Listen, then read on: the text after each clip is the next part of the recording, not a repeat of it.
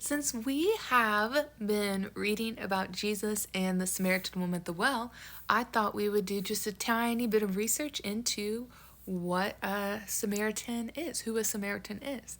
So I wanted to start today with Exodus.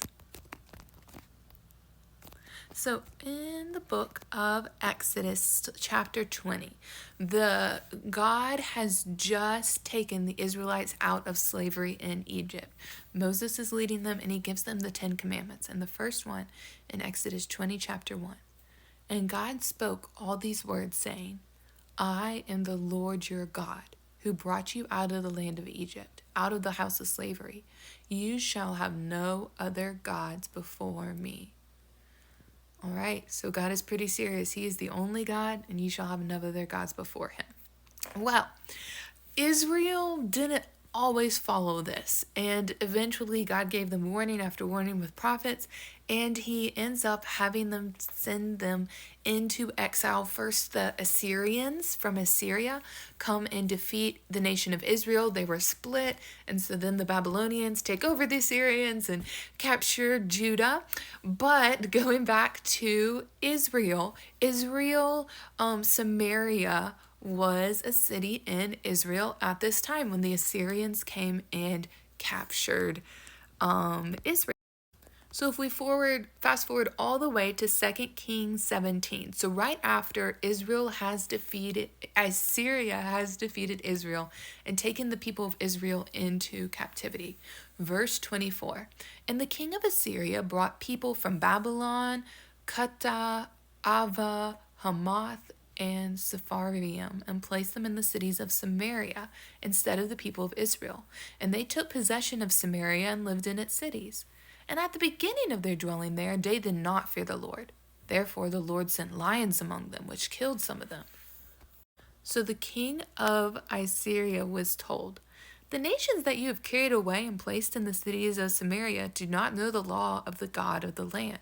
Therefore he has sent lions among them, and behold, they are killing them, because they do not know the law of the God of the land. Then the king of Assyria commanded, send there one of the priests whom you carried away from there, and let him go and dwell there, and teach them the law of the God of the land. So one of the priests whom they had carried away from Samaria came in and lived in Bethel, and taught them how they should fear the Lord. But every nation still made gods of its own and put them in the shrines of the high places that the Samaritans had made, every nation in the cities in which they had lived. The men of Babylon made Succoth-Benoth, the men of Cuth made Nergal, the men of Hamath made Ashima, and the Avites made Nebaz and Tartak, and the Sepharvites burned their children in the fire to Adramelech and Anamelech, the gods of Sepharvaim. They also feared the Lord and appointed from among themselves all sorts of people as priests of the high places, who sacrificed for them in the shrines of the high places. So they feared the Lord, but also served their own gods, after the manner of the nations from among whom they had been carried away. To this day they do according to the former manner. They do not fear the Lord, and they do not follow the statutes or the rules or the law or the commandments that the Lord commanded the children of Jacob, whom he named Israel. The Lord made a covenant with them and commanded them, you shall not fear other gods or bow yourselves to them or serve them or sacrifice them, but you shall fear the Lord, who brought you out of the land of Egypt with great power and with an outstretched arm. You shall bow yourselves to him, and to him you shall sacrifice. And the statutes and the rules and the law and the commandment that he wrote for you, you shall always be careful to do. You shall not fear other gods, and you shall not forget the covenant that I have made with you. You shall not fear other gods. But you shall fear the Lord your God, and he will deliver you out of the hand of all your enemies. However, they would not listen, but they did according to their former manner. So these nations feared the Lord and also served their carved images. Their children did likewise, and their children's children, and their fathers did. So they do to this day. So the Samaritans at this point were people brought in from all these other countries who came to live in Israel And so they started worshiping God, but they did not leave their carved images behind. They started doing awful things, not only worshiping their idols, but also sacrificing their children to these idols. So instead of following God's command, they just kind of added it and distorted them, kind of didn't really pay attention to the main thing and just said, oh, we'll pray to God as well. So now, when the people of Israel are allowed to move back to their nation, I want you to remember this.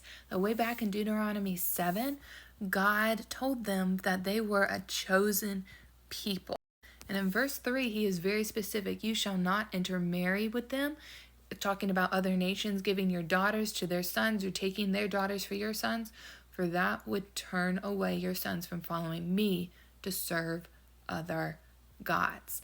So they have this in mind when they come back.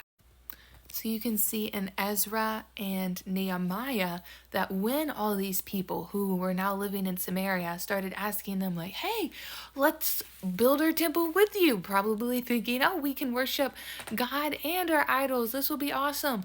And Ezra and Nehemiah pushed back strongly because there was a way that these people could become worshipers of Yahweh, could become Jews, as described in Exodus 12, for example, but they didn't. So Ezra and Nehemiah and all the head Jews say, hey, you cannot build. This is holy to God. You're not a follower of him. You're not an Israelite. No, you can't do this. And so then they totally flipped. They started discouraging them. They even wrote a letter to the king trying to get them to stop making God's temple. And then all of these people from all of these other nations who are trying to stop the temple being built moved to, verse 10, Samaria. So as you're reading in the book of John about Samaria, keep in mind all of this history and the people who live there. So now Jesus is in Samaria and he looks at a woman there and says, give me a drink of water. So knowing all of this history and who Jesus is and who the Samaritans are, let's see what he does.